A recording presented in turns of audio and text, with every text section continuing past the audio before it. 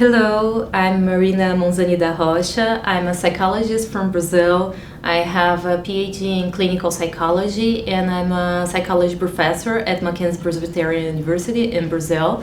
And today I'm here at the University of Vermont with Professor Thomas Achenbach and with Ilse Schercha. And we are going to talk about the ASEBA and everything that Professor Thomas has done during his career. So first of all, I want to read his impressive resume. So let me start by introducing Professor Thomas Achenbach.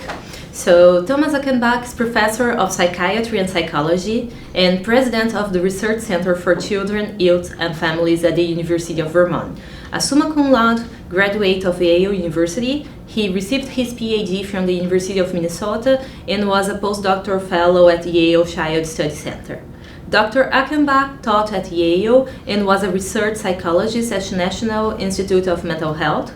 He has been a fellow at the University of Heidelberg, Germany, a senior faculty fellow at Jean Piaget Center in Geneva, chair of the American Psychological Association Task Force on Child Psychopathology, and a member of the American Psychiatric Association DSM-3R committee.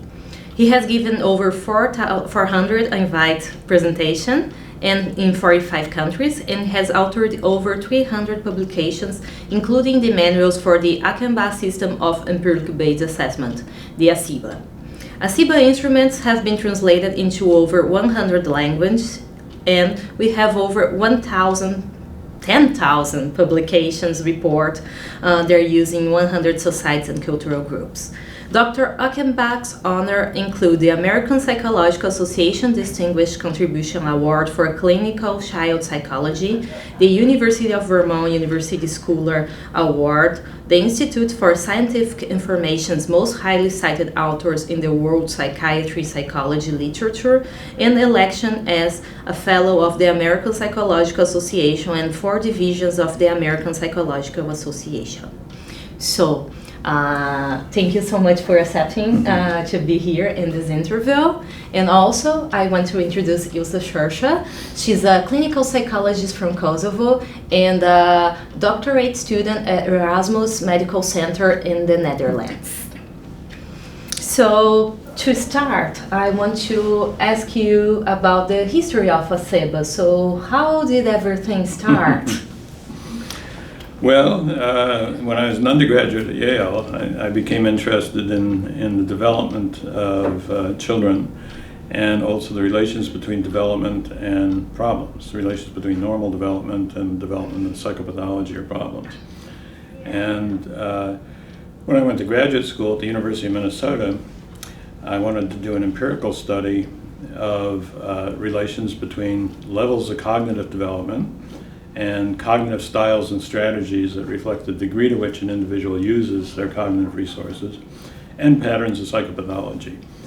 But then I went to what was the official diagnostic system of those days, which was the American Psychiatric Association's Diagnostic and Statistical Manual 1, the first edition, and I found that there were only 2 diagnostic categories for children's problems.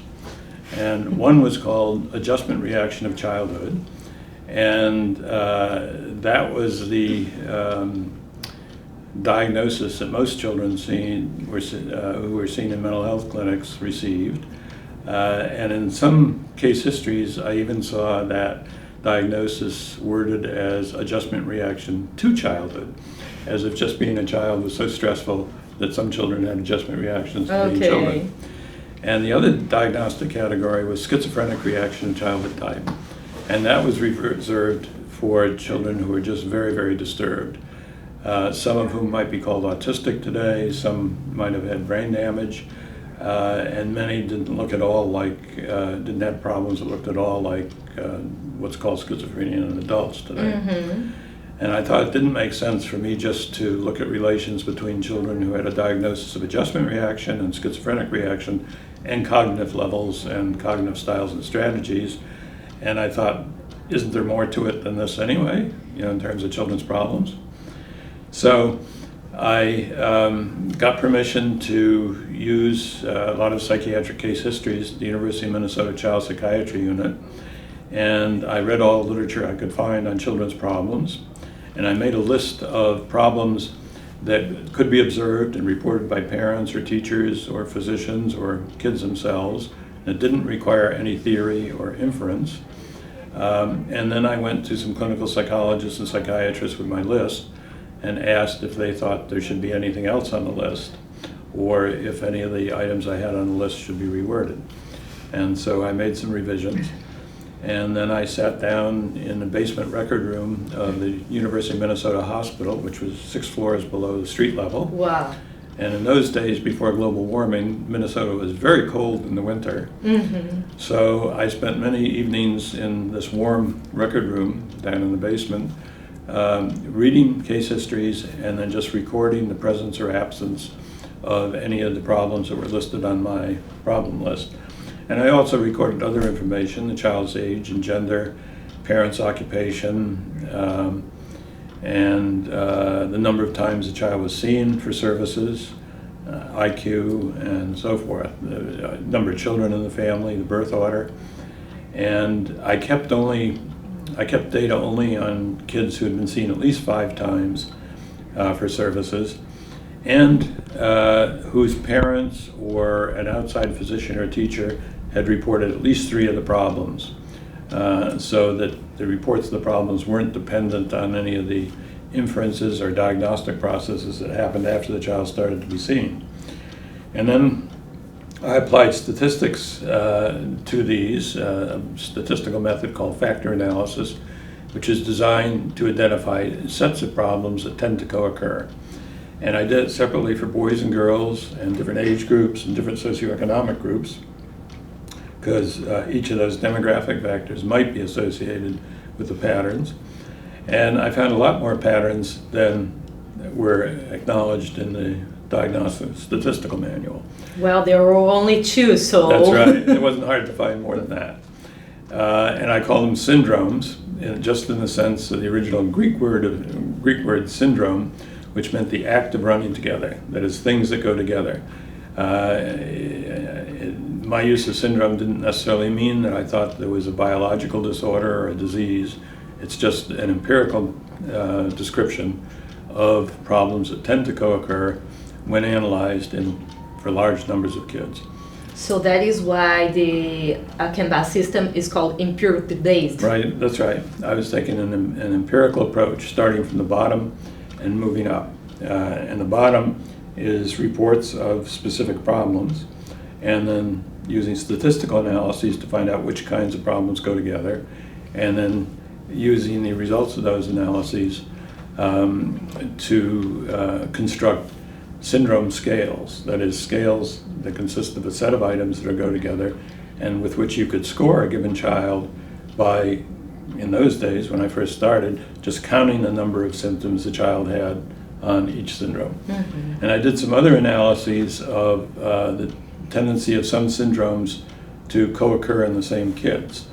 And from that I found 2 broad groupings of problems that I called internalizing, and that referred to problems that included things like depression, anxiety, physical complaints without any known medical cause, social withdrawal, and externalizing, and that included problems of aggression and breaking rules, lying, cheating, stealing, truancy, things like that.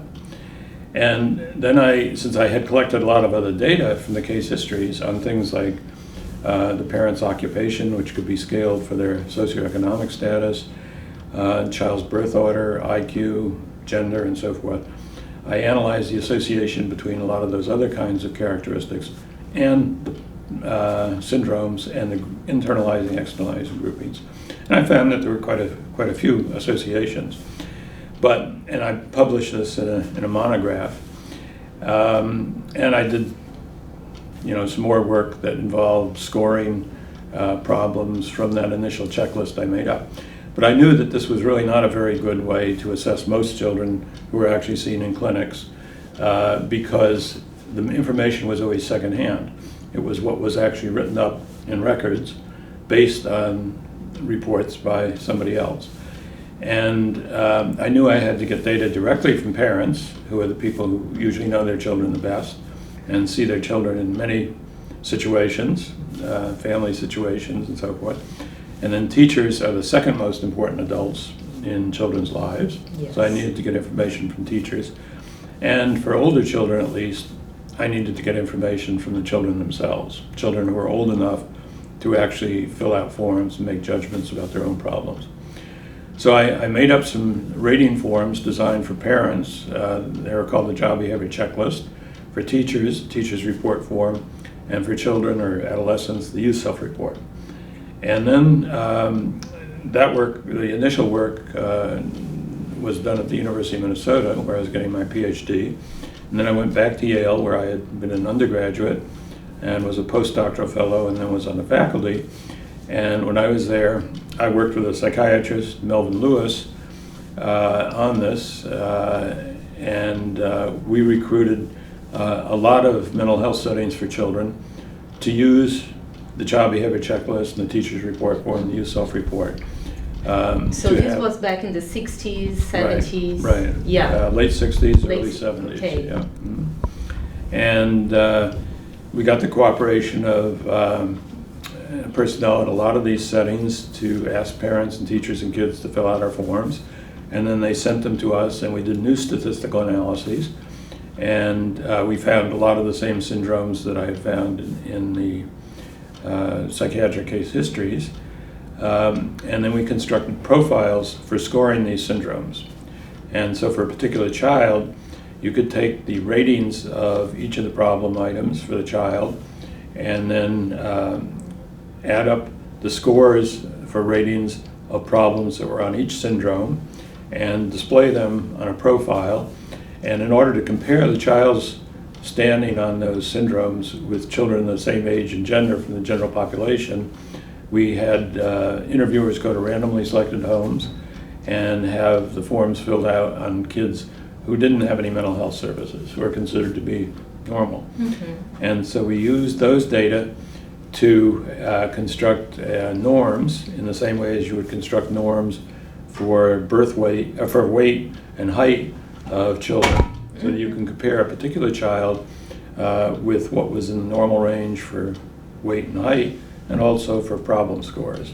Why not for the problems they present? Yeah, right. So we could identify children whose problems were above the normal range Yes. for their age and gender, as reported by their parent, or as reported by their teacher, or as reported by the child themselves. And by then I had moved to the National Institute of Mental Health, and we developed scoring software, computer software for scoring these things, and also hand-scored profiles. And this was in the days before desktop or laptop computers or mobile devices. Those computers that were the size of a table. The computers themselves were the size of this room. A room, wow. Yeah. And the printouts from them were about that wide. It often took like an hour to do statistical analyses on them because the machines were a lot less efficient than it was just the beginning of like this kind of right, machine. right. Yeah. But then I published some articles on it, and some people wanted to use our forms, and we gave them permission, and they collected data and did studies on relations between scores on our forms and on the syndromes and so forth, and other things that they were looking at. And then I was invited to the University of Vermont to give some talks, and I was eligible to take a sabbatical from the National Institute of Mental Health. I worked out coming here on a sabbatical, and it was supposed to be for 1 year, but they offered me a professorship here, and it took me about 5 seconds to decide. So And you're here? I've been here ever since. Wow, that's nice. Since 1979. And people from other countries started to contact me and ask for permission to make translations of our forms. So I'd give them permission, and then they'd said, well, now what do we do? And I said, well, go out and assess a sample of your population, because we have no idea if people in your country will even answer these forms, and whether the distribution of scores, will be higher or lower or the same or anything else. And the first person to do this really systematically was a Dutch child psychiatrist who came to visit me in 1982. And this was in the days before email, if you can imagine that. And so he wrote me by snail mail, asking if he could visit me. And I didn't know who he was, and I thought he was an elderly Dutch psychiatrist who was probably driving from Boston to Montreal and wanted a place to stop for coffee. You know, the Dutch love coffee, as you know, and chocolate. And so we made an arrangement for him to come. And then at the appointed time, there was a knock on my door, and I opened the door, and here was this very young man. And I said, well, where's Professor Verhulst? His name was Verhulst. And he said, well, I'm not Professor Verhulst, but I hope to become professor eventually. But I'm Frank Verhulst. He did. So he came in, and I thought, I said, well, what do you want to know? He said, well, everything you do. And I said, well, how much time do you have? An hour, 2 hours? He said, no, I'll stay as long as it takes.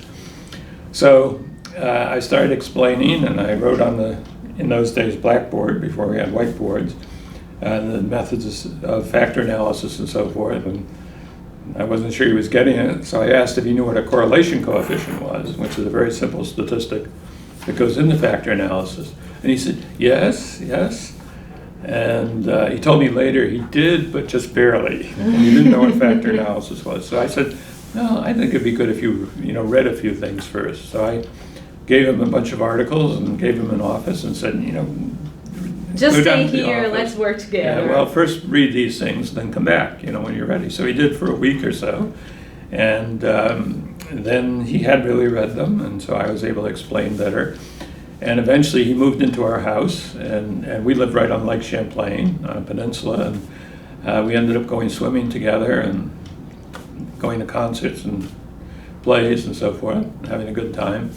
And then before he left, he said, well, I need to do a PhD dissertation, because in Holland, to be a professor, even if you have a medical degree, you have to have a PhD too. So what can I do for a PhD dissertation?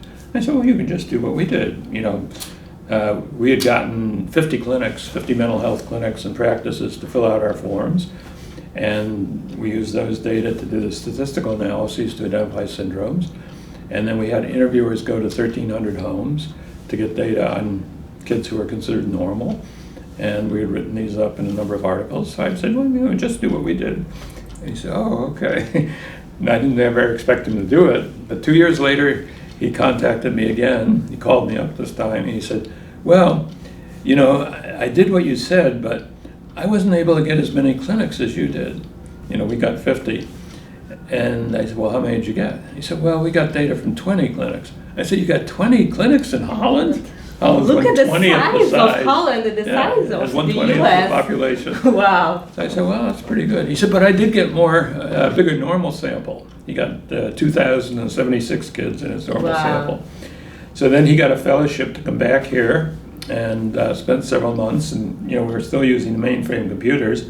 So I told him what to do and what kind of statistical analyses to do. And by now he had taken 3 statistics courses, so he knew how to do these things. And so he came to me with a printout, one of these wide printouts, and he said, well, here's the average score for Dutch children on the child behavior checklist filled out by Dutch parents. I said, Frank, you've made a mistake. That's our average score for the US. He said, no, that's the Dutch average score. And it turned out to be within half a point of the US score on a scale that could range from 0 to 240. That's amazing. It was. And, considering just translations, there's I know. a lot of things that don't translate, in the same literal way. And you'd think that there'd be, social values and cultural values that might lead either to different prevalence rates of problems or people's interpretations or willingness to report them and so forth. But the Dutch parents have been perfectly willing to fill this out. That was something I had no idea whether anybody in another country would be willing to. And he also had teachers of the kids fill out the teacher's report form. And the mean score for the Netherlands was within 1.5 points of ours. And so we did a number of analyses comparing every single item, age and gender and socioeconomic differences and so forth, and then published them in a series of articles. And then I became a member of his PhD dissertation committee and went to Holland, and as a very formal ceremony, they announce dissertation defense in the newspapers, and they have it in a big lecture hall. And I was supposed to wear a cap and gown, but it was the middle of summer, and I didn't want to carry, my cap and gown were very heavy from Minnesota. I didn't want to carry them over. So I was to meet with his committee before the actual dissertation defense. And they said, oh, you don't have a cap and gown. How come? And I said, no. And they opened the closet and they said, oh, you can have this guy. He's in Kenya for 2 years. He won't know the difference. So I had an old medieval Dutch cap and gown. And Frank, when he came out, he wore white tie and tails, a tuxedo with tails. And the tradition was that the candidate would come out, but he would have two people who he chose to support him in case he fainted or got sick or something like that. And so first a man would come out with a mace, a ceremonial kind of pole, and would announce the beginning in Latin of the examination, and it could last only 1 hour. And then the candidate would come out, and then these two other people who were called paranymphs would come out to support him. And then the committee could question him, and then at the end of the hour, the man with the mace came out again and would announce in Latin, "Hora est, hora est, the hour is up. You have to stop questioning him." And Frank passed, and he also arranged, there's a kind of week-long ceremonies where the candidate has to provide ceremonial dinners for the faculty examiners and for anybody who helped him and all that. And then people would get up and tell funny stories about him and how they could see from when he was a young child how he would eventually get a PhD and all that. But he also had a symposium, a 2-day symposium, to which he invited psychiatrists and other mental health professionals, not only from the Netherlands, but from several other European countries. And I got to meet several people who then went back and did similar research in their countries, and who I had corresponded with for a long time since, from France, Germany, Finland,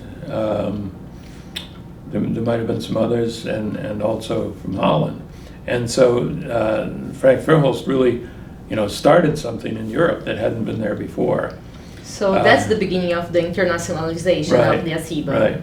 And even though it's not something I'd ever thought of, I was designing something for the United States, because there were no good assessment instruments. And when I started, if you had a child who you thought needed to go to a mental health clinic, the child would be seen by a shrink, usually in a room by himself, and the shrink would watch the child play with clay or dolls or something like that, and then make a lot of inferences, and then decide what was wrong and how the parents had caused it, usually. And if you took the child to a different shrink, the other shrink would do the same thing but come to a different conclusion. And so there was no documentation of the child's functioning, even in the consulting room. It was just the shrink's observations. They didn't have any standardized forms, and maybe they wrote down a couple of notes. Even the procedure just to assess was just It to was observe totally unstandardized, yeah. And there was a great belief in the wisdom of the shrink. Okay. The clinical expertise, the clinical judgment, and very little effort to collect data on the child's functioning as seen by people who live with the child every day, like the parents, and then also teachers and the child himself.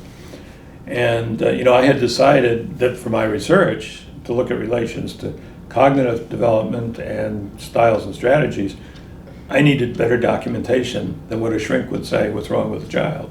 I needed an empirical, experience-based, data-based documentation of each child's problems, and also I added a lot of competencies too, things the child could do well. The possibility to compare different times, like if the child is evolving or not, if the treatment is working or not. You have to start assessing and also to see if the things we're doing are working. Well, to reassess the child, to assess the child initially at the beginning of treatment, and then reassess the child again during and after treatment. And also, not just for children who are receiving services, but for samples of the population as a whole, to trace the development of problems and the things they're associated with, like demographic characteristics and stressful experiences and medical illnesses and things like that. So the tools I was developing, I had a very specific purpose in mind, in order for me to study the relations of patterns of children's problems to cognitive styles and levels.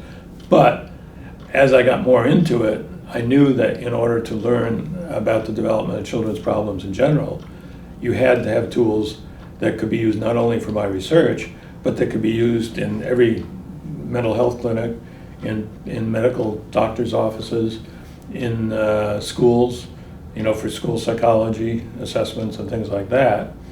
And what I hadn't anticipated was that there were similar needs in most other countries. And when Frank Verhulst first did this very systematically in Holland, I had no idea what he would find. Whether he'd find either that people would just refuse to do it, they'd say, oh, this is absurd, I won't do it. That didn't turn out to be the case. Parents, teachers, and kids were quite willing to do it. And they might have produced much higher or lower scores, or scores that were much higher on some problems and not others. And by then we had added competencies like how well the child does various activities, including sports, non-sports hobbies, games, and activities, child's social relationships, friendships, relations with peers, parents, other kids, and school functioning, jobs and chores, and a lot of other things that it's easy for parents and kids to report, and that give you a kind of a general measure of just how well the child's functioning, that's separate from reports of problems. And the findings in the Netherlands said, at least for the US and the Netherlands, there's great similarity that the instruments could be used there, and in fact, then they became the basis for, I think it's over 900 studies now in the Netherlands that have been published using our things in a great variety, and some wonderful studies, longitudinal studies that is tracing kids. The latest one is called Generation R. R is for Rotterdam, where they started with 10,000 pregnancies, not young children, but pregnant women in Rotterdam. Got a lot of data on the parents while the mother was pregnant, and biological data, and also psychological and social data. And now the kids are at least 15 years old. You know how old? About 15, 16. And so then they started using our forms to assess the children as they got older, based on parents' ratings, teachers' ratings, kids' self-ratings, and lots of other stuff. Ilse is one of probably the third generation of students who are working on data that Frank Verhulst originally started to collect, and then he became the director of child psychiatry in Rotterdam and developed what is probably the biggest clinical child psychiatry facility on the continent, and also the most productive research facility.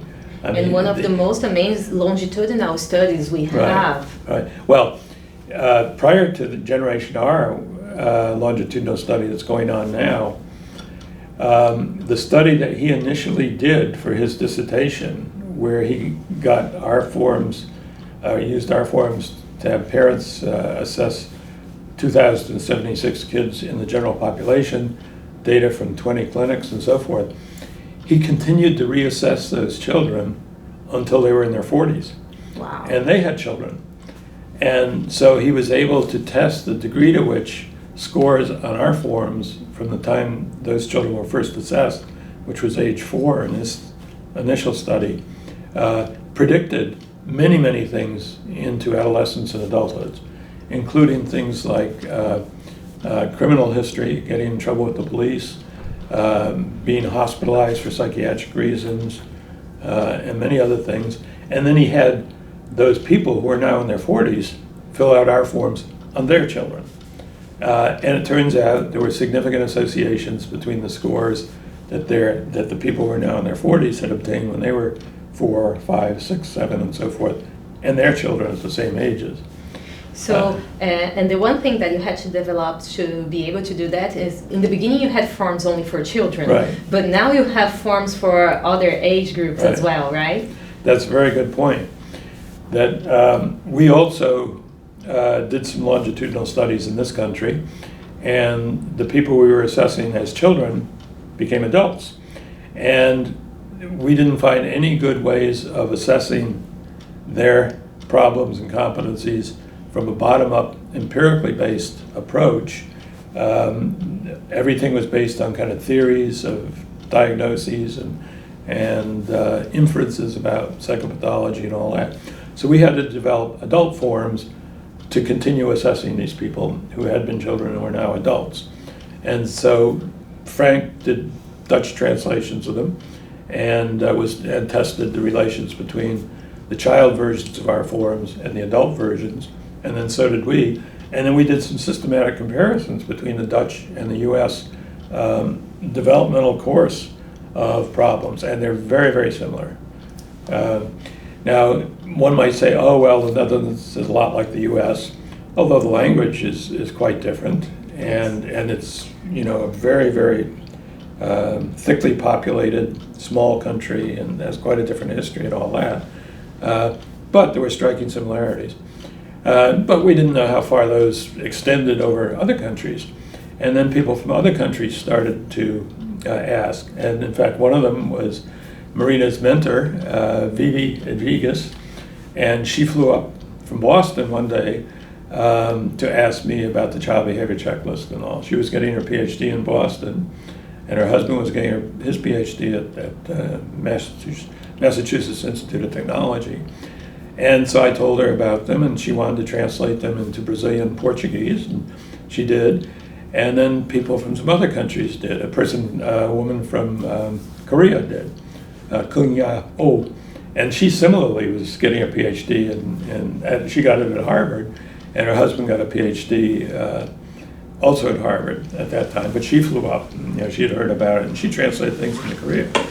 And then there were other people who wrote to me, didn't necessarily come to visit, but after a while... People from all over the world were just contacting you to understand this kind of approach you developed here. And to get permission to translate them. Yeah. And so we'd give them permission, and, you know, they'd ask, now what do we do? And I told them the same thing I told Frank. And a lot of people did it in a lot of countries. And in Korea, Kung Ya-oh, you know, did some very good general population studies, and then it generated a lot more research there. And then they started using our adult forms. And then our adult forms were designed for ages 18 to 59. And then one day, my office was, the child psychiatry part of our psychiatry department was at one end of the hall on this floor, and geriatric psychiatry was at the far end of the hall. And one day a geriatric psychiatrist came down to my office and he said, have you ever thought of doing this kind of thing for old people? He said, we really need it. And I said, no. You know, he said, the diagnostic statistical manual is no good, and there are a lot of things we need to assess that, you know, people aren't doing. So we collaborated on self-report and collateral report, that is, people who knew the person who was being assessed, such as a spouse or a grown child or a therapist, report on their functioning, forms for ages 60 and above. And then we also were doing a study of low birth weight children. We had an intervention program for low birth weight children in the first couple of months of life, and they were followed up with some developmental measures for about the first year or so, but beyond that, it became important to start to assess their behavior problems too. So we developed assessment forms for parents and also for preschool teachers and daycare providers to fill out on ages 1.5 to 5. So we ended up with separate assessment forms for ages 1.5 to 5, 6 to 18, 18 to 59, and 60 and above. And we did a national survey in 1999. We had done some earlier national surveys, but the one in 1999 was the first one to include assessment of people from ages 1.5 to 98. 98 was the oldest one we found living, you know, in the community who could participate. And then we also got data from mental health and memory clinics and things like that for the elderly on people through age 102. And by then, of course, we had desktop computers, and it was very easy to put the software on disks that could be sent to people, and they could be used virtually anywhere. Mm-hmm. And we eventually had people do translations, indigenous people in their own countries, do translations into, now it's 110 languages. Wow. Although we require them to do a back translation into English that is to retranslate their translation separately without looking at our English original into English again, and then to check the correspondence between the back translation and the English original. And that's an arduous process because often the idiomatic English, American English we use, doesn't translate perfectly, or the translator is not aware of exactly how to do it in another language.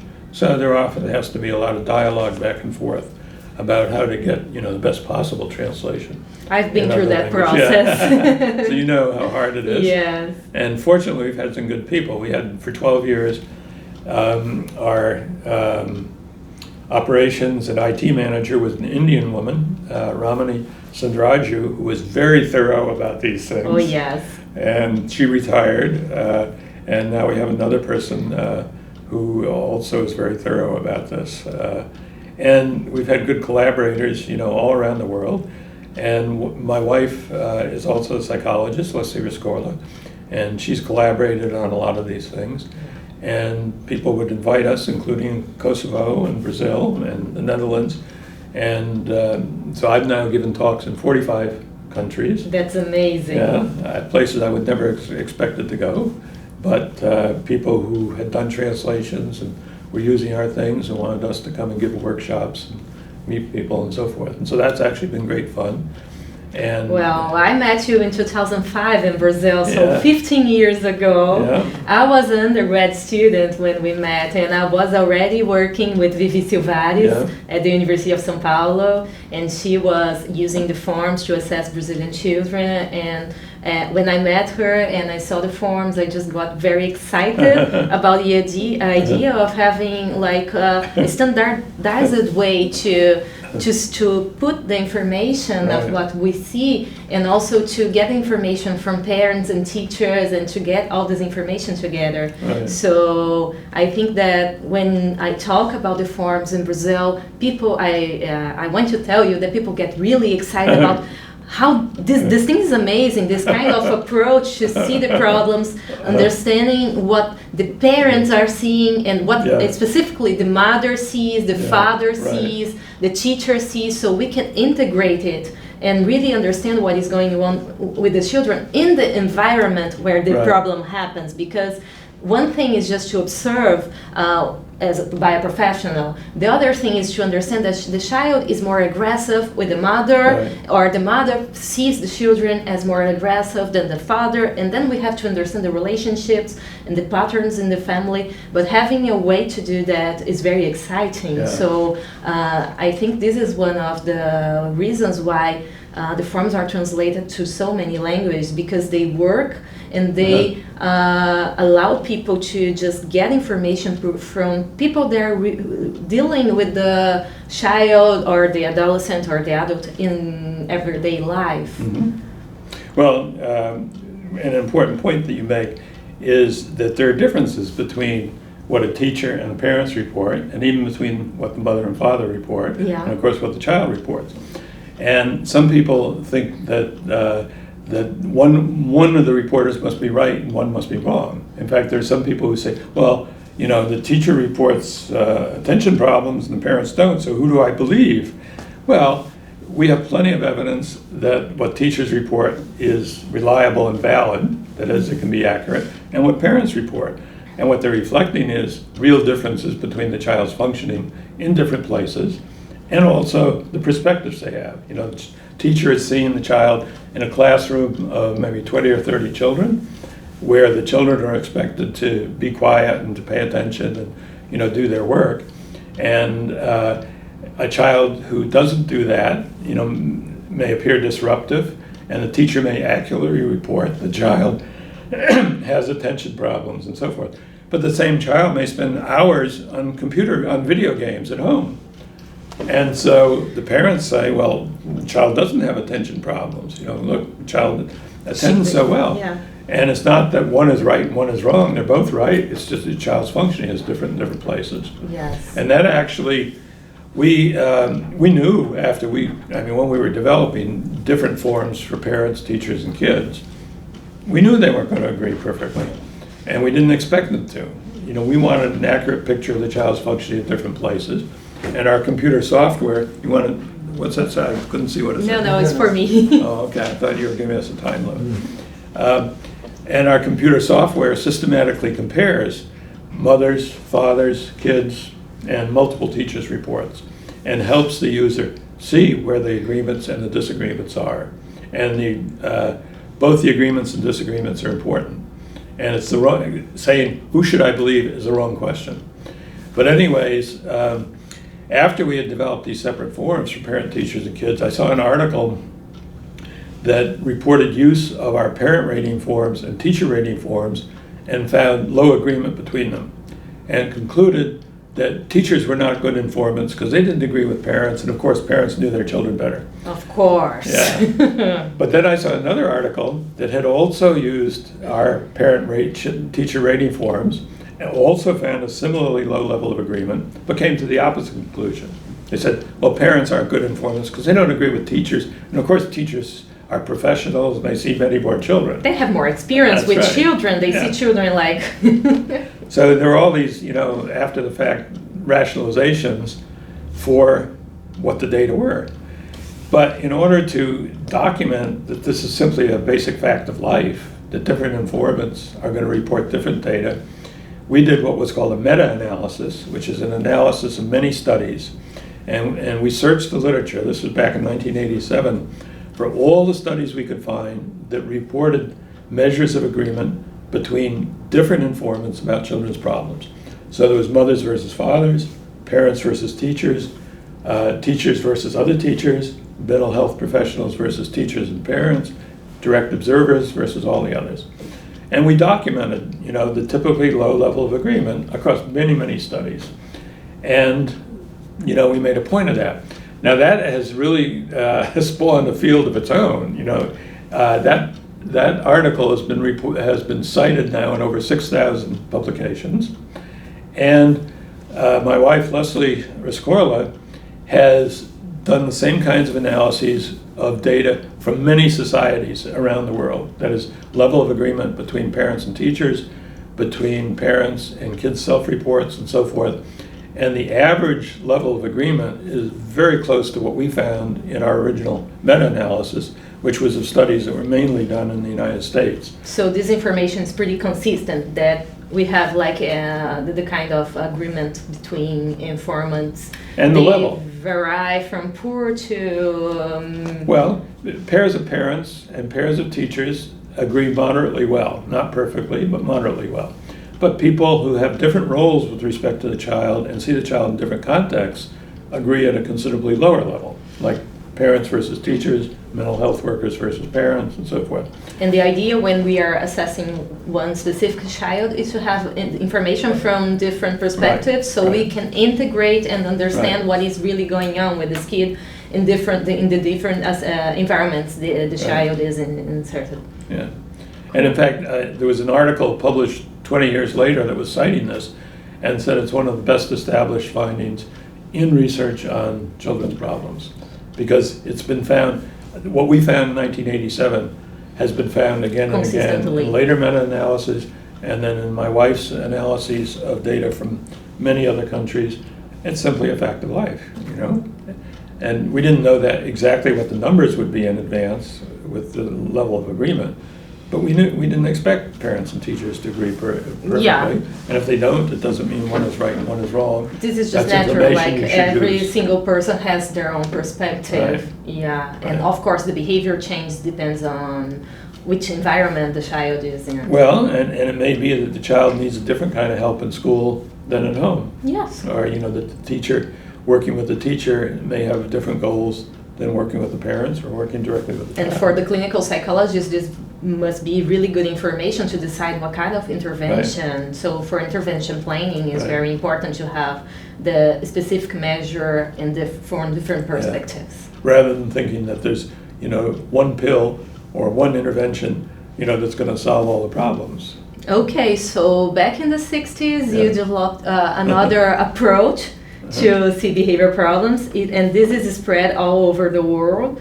And now the ASEBA has forms that starts with very young children, 18 months, and we can assess people from over 100 years, with over 100 years old, and we can compare different informants, and we also have data on different societies, so we can understand what is going on, like with a child that is from Brazil and is here in the US now, so we can compare what is expected for this child in Brazil and in the US.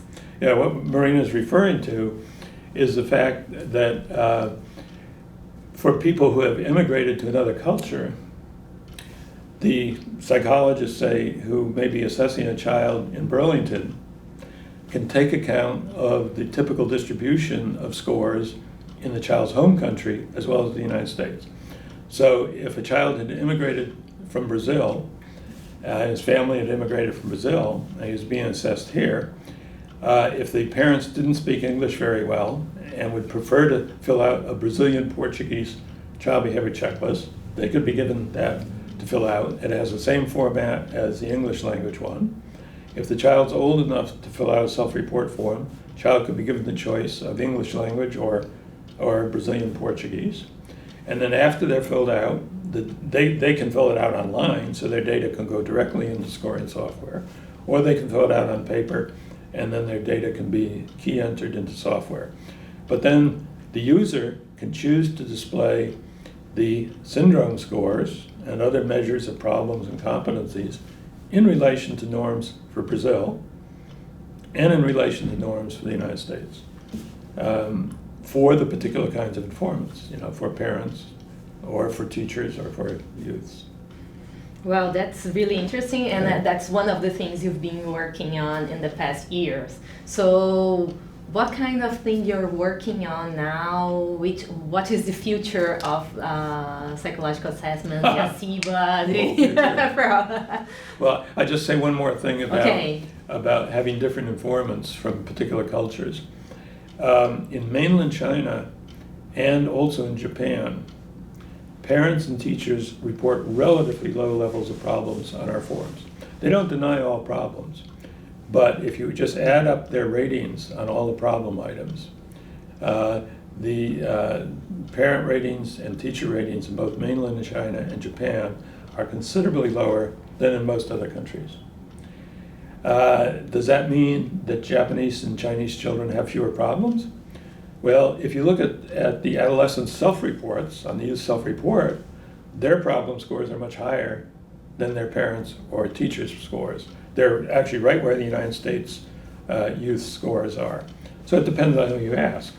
And if you were evaluating a child from mainland China or from Japan, and the child's old enough to fill out a form, you should compare the child's ratings with norms for Japanese or Chinese youths, and then separately compare his parents' or teachers' ratings. I mean, if they're from Japan or China. So we have like to adjust the norms for the culture. Well, you have to use norms that are appropriate for the informant as well as for the country. More than the country, also the informant, because country, we have to understand the culture. Like maybe for parents, it's really bad to report problems, or they don't like to tell things that their children are facing, and the child doesn't have any problem on reporting.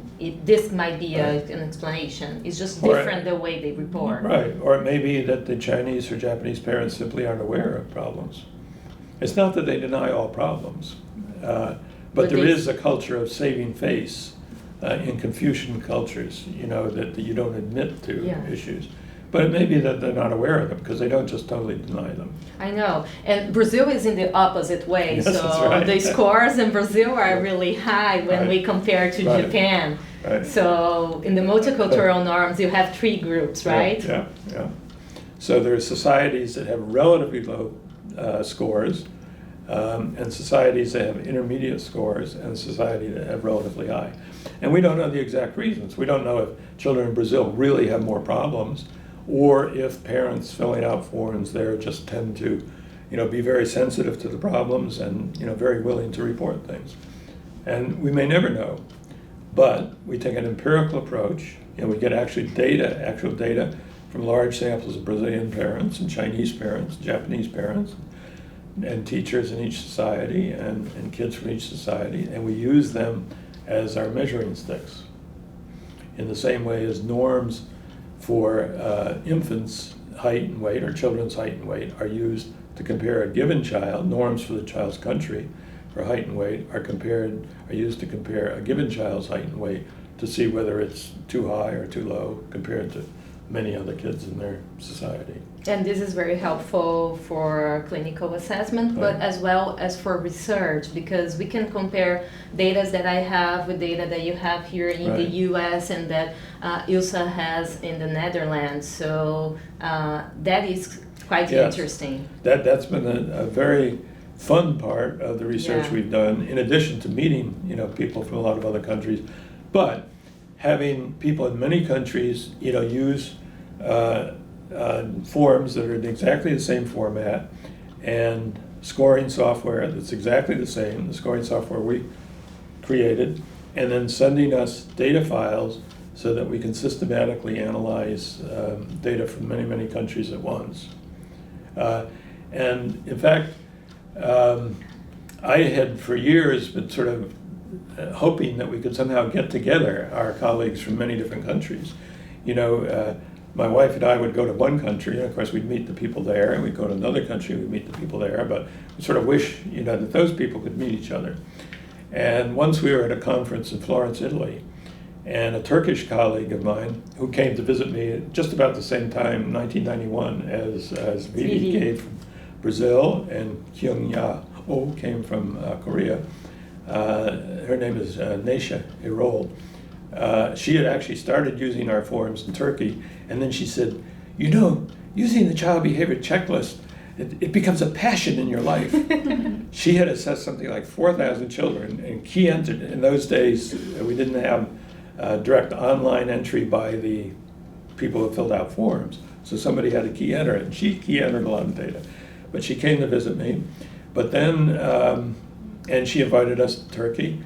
But then we happened to meet her at this conference in Florence, and she said, and I could tell she was, a little reluctant to ask this, but she said, how would you feel if we tried to get all our colleagues from different countries together sometime? I said, that'd be great, but how could we do it? And she said, well, I'm the local arrangements chairman for a big conference in Turkey, a conference of the International Association of Child Psychiatry and Allied Professions. And, I think I could arrange this. So she arranged a get-together at the Istanbul Hilton, where this conference was taking place, and we emailed a lot of our colleagues about it, and we had people from 110 countries. I was there. Yeah, there were quite a few people from Brazil. Yes. Margarita and Vivi came. And she also asked me, she said, about how long would you say you were doing this? And I said, well, if you count graduate school and all, 42 years. And at that time, we would put out a catalog each year, and we had a lot of little sort of doll-like figures on it. And so during this meeting of our colleagues, she had 4 Turks come out dressed in 19th century Ottoman costumes with swords, curved swords, carrying this big cake with a big, like a Roman candle on it, shooting sparks. And it said ASEBA, 42 years, and it had lots and lots of these little figures. And then she gave us, one of the Turks gave us a scimitar to cut it, one of these curved swords. Yes. And then she presented us with a piece of silver embroidered work from 1871 from the Ottoman Empire, and that's hanging in our offices downstairs. But then she brought her university photographer with her, and she said, he wants to take a picture of everybody. I thought, how is she going to get everybody together, Well, the Hilton had these curved spiral staircases that went down into some gardens below the terrace that we were meeting on. And so the photographer had people line up on these curved staircases. Then he stood down at the bottom and was able to take a photo of everybody there. And then he took a lot of other photos. And Ramani Sudraju, our manager from India, her son is a filmmaker. And she and her son collaborated on making a big collage. of photos of people from many, many countries, and we have that framed in our offices too.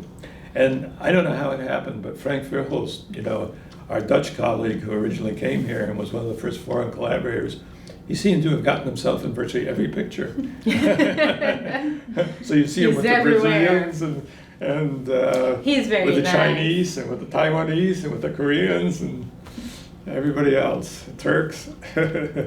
So you asked me what direction. I can't predict the future, but I know from experience that one of the things that's most needed in mental health systems is more systematic assessment of progress and outcomes.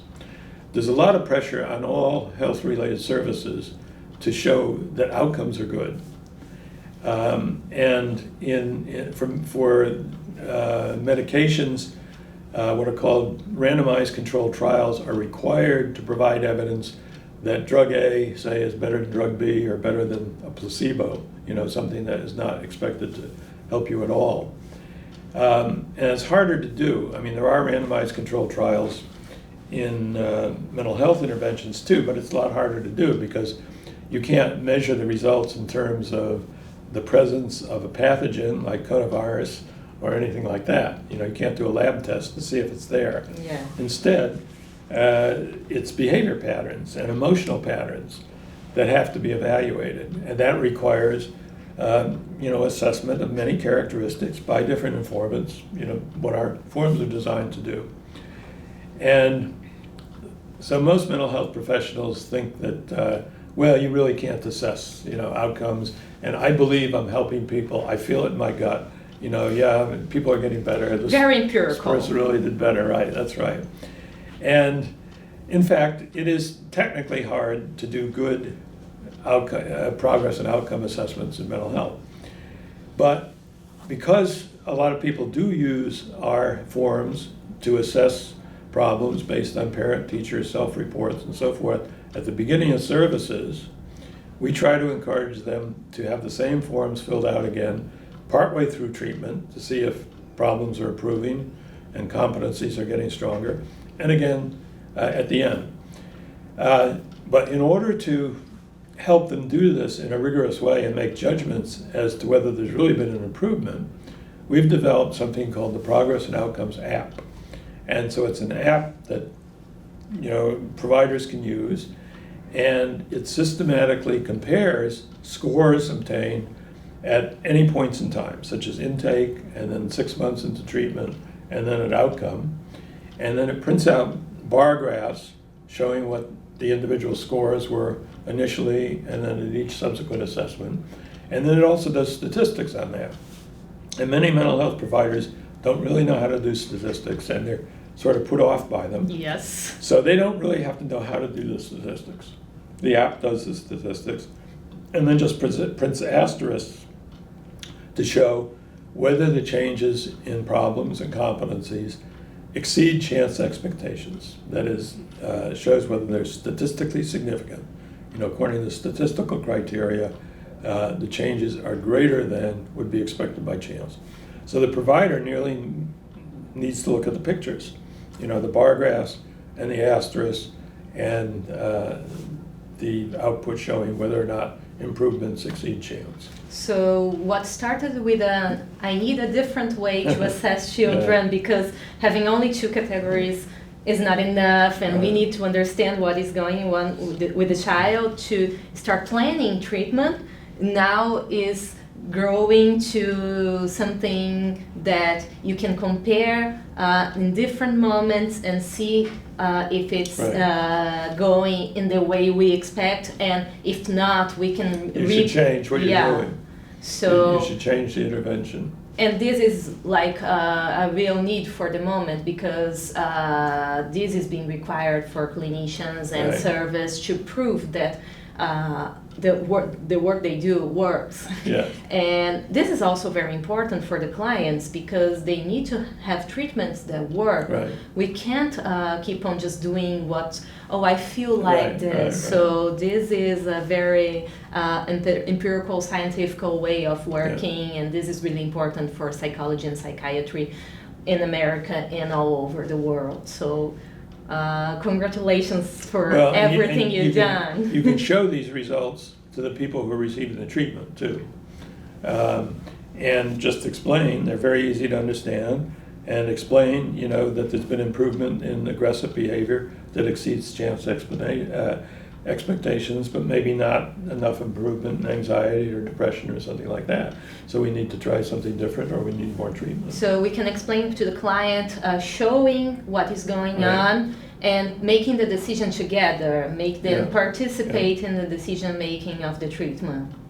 So we, right from the beginning, when I got beyond just trying to identify patterns of problems so that I could study relations to cognitive functioning and children's use of their mental resources, one of my goals was to raise the level of mental health services. Yes. By making it very easy for practitioners to document what the problems are and to try different interventions, look at results, and this is just another step, where we give them statistical criteria for determining whether or not changes exceed chance and are not just based on their judgment as being good or bad.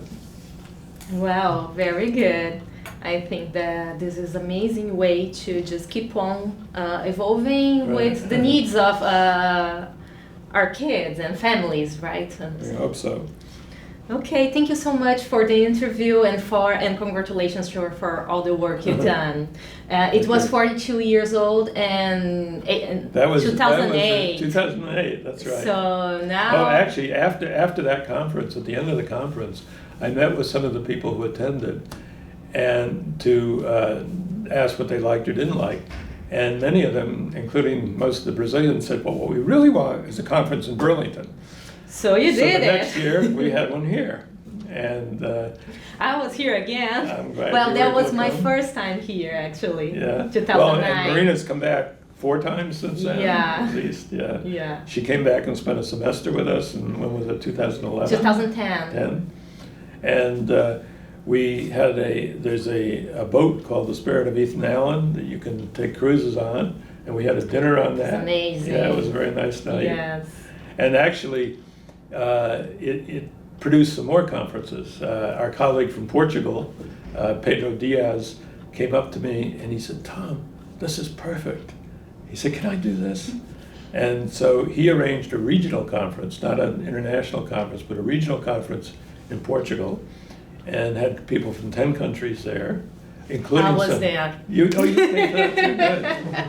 Including people from the former Portuguese colonies in Africa. So yes, I went because it was in Portuguese, and so people Yeah. from Brazil were invited. Yeah. Yes. And then we've had a couple in South America, Uruguay Yes. and Peru.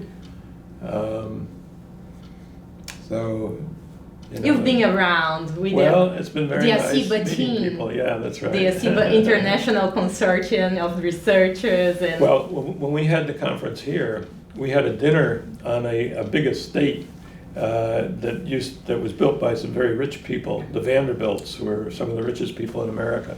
And they built this beautiful estate on Lake Champlain in the 19th century. And it's now a public trust. And they had a coach barn that had room for 40 coaches. And we had a dinner in there. And we asked for some local sponsors. My Turkish colleague had done this very successfully first.